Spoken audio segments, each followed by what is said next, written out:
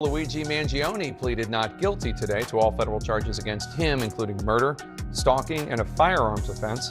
The 26-year-old Mangione is eligible, and overnight prosecutors informed the judge that they did intend to seek the death penalty, saying they thought it was justified because they believe Mangione intended to shoot United Healthcare CEO Brian Thompson and kill him, and that they believe that he risks future potential harm because he has because he said that part of his actions were intended to rally political and public and social support against the healthcare industry. And we did see in the courtroom today there were about 30 members. This is the moment the establishment lost control. A federal courtroom, a shackled Mangione, a nation divided, and the elites panicking. Let's tear this apart. You just witnessed the system's worst nightmare unfold. This is not just a court case, it's a political earthquake. Subscribe now for the raw truth they don't want you to hear. It all exploded today when Luigi Mangione, accused of assassinating United Healthcare CEO Brian Thompson, was dragged into federal court, wrists and ankles shackled, no chance to put on civilian clothes. Standing before the judge, he leaned into the microphone and declared and he said not guilty to these 4 federal charges,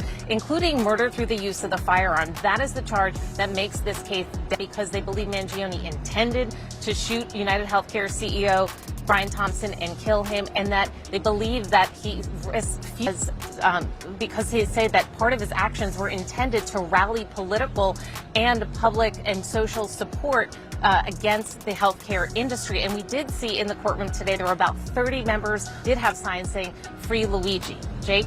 The establishment had thrown down the gauntlet, but they had no idea what kind of fire they were about to ignite. And just when you thought the elite spin couldn't get more desperate, here it comes. Inside the courtroom, Mangione's defense raised objections to the federal case taking precedence, arguing lawyer raised at the court hearing today saying that because prosecutors do want to seek the death penalty in this case, they want this case, the federal case, to go to trial first before the state charges. But this was something that... Translation, they're scrambling to control the narrative because the state charges might not have delivered the death blow they needed, and they're not even hiding it. The federal government is rushing to make Mangione an example. The defense warned it is not decided today. It will probably get some resistance from state prosecutors who have been pushing to have their case go to trial first. All of that still to be decided. Mangione will be back. Meaning even state prosecutors are starting to bristle at the power play, but none of that mattered to the supporters flooding the streets and the internet. They weren't waiting for a court date. The court of public opinion was already in session, and the establishment was losing. While the DOJ and corporate media clutched their pearls, reality hit them like a freight train, because support for Mangione didn't just exist. No, it exploded. Reporter Olivia Reingold laid it out brutally clear.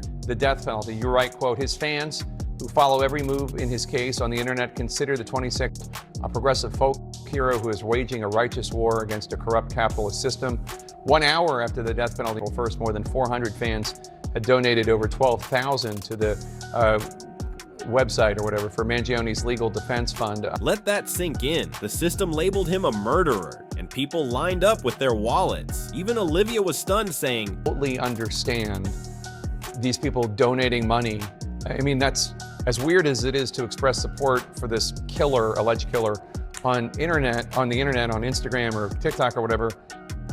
But here's the kicker, she admitted. On guilt. These are supporters who, a lot of them believe he is guilty. They do believe that he did commit this murder. And that is why some of them support him, because they believe it was actually an act of justice, and it is the healthcare. The media wanted outrage. Instead, they got a grassroots movement. 1,000-strong, green-waving, Discord-organizing, meme-generating army ready to burn the healthcare oligarchs to the ground metaphorically. And that movement wasn't just the left. Olivia revealed, it definitely extends to the right as well. There's more bipartisanship here than you would think. Even Ben Shapiro got dragged by his own fans for daring to criticize Mangione. YouTube comments saying, Ben, read the room. Some of us are Luigi supporters. Interesting. If the elites thought Luigi Mangione would be a convenient scapegoat, they just woke up to the revolution brewing beneath their feet. Just when you thought it couldn't get any crazier, boom, the establishment's worst nightmare unfolded live on air. Is this Luigi? The look is treated like a hero. He's treated like Robin Hood.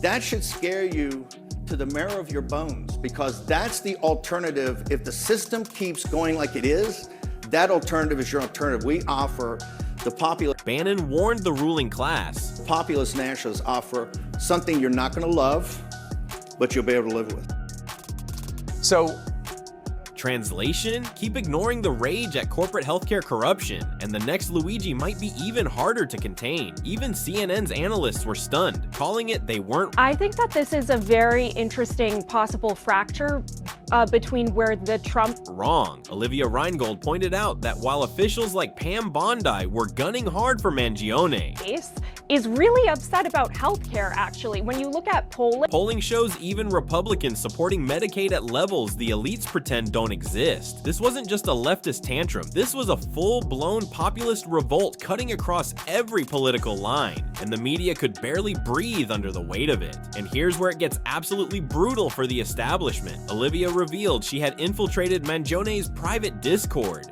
Yeah, I mean, it's probably about a community of 1,000. I was able to use... She described it as a melting pot. Surprising who's in there, in some ways not. There's a Columbia graduate in there, a cashier from Utah, people from with green emojis because they consider green the color of his movement. But for a generation stunted by the pandemic, this is their idea of... There's certainly a lot of anger towards the health insurance industry that is well-founded, but obviously murder not the solution.